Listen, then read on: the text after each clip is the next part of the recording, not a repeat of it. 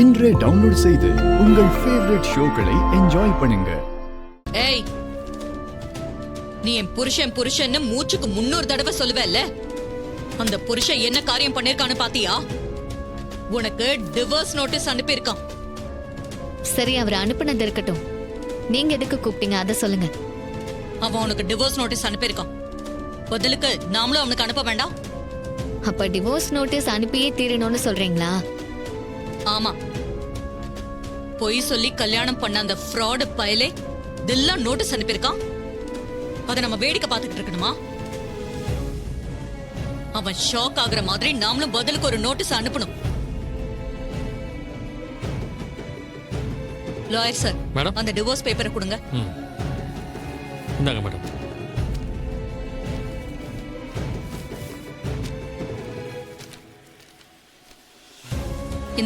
இந்த பேப்பர்ல சைன் பண்ணு.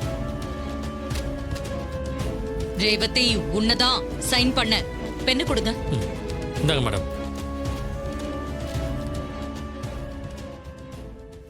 ரேவதி, வேண்டாமா, நீ சைன் பண்ணாத.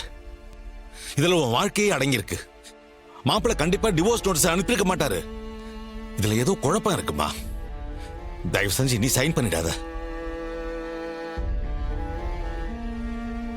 இங்க பாரு ரேவதி, சைன் பண்ணி உன் வாழ்க்கையை நீயே கெடுத்துக்காத. கொஞ்சம் பொறுமையா இரு. ரேவதி, சகலம் எப்படிலாம் பண்ணக்கூடிய ஆள் இல்லம்மா. அவர்கிட்ட இத பத்தி என்ன ஏதுன்னு விசாரிச்சுட்டு அதுக்கப்புறம் ஒரு முடிவுக்கு வருவோமே. நீ அவசரப்பட்டு சைன் பண்ணிடாத ரேவதி. ரேவதி, அம்மா பேச்ச கேளு. ஓன் நல்லதுக்கு தான் நான் சொல்லுவேன். இதுல சைன் பண்ண. நீ பெருசா நம்பின அவனே நீ வேண்டான்னு சொல்லி டிவோர்ஸ் நோட்டீஸ் அனுப்பியிருக்கான். இனிமே அவனை நம்புறதுல எல்லாம் எந்த பிரயோஜனமும் இல்ல.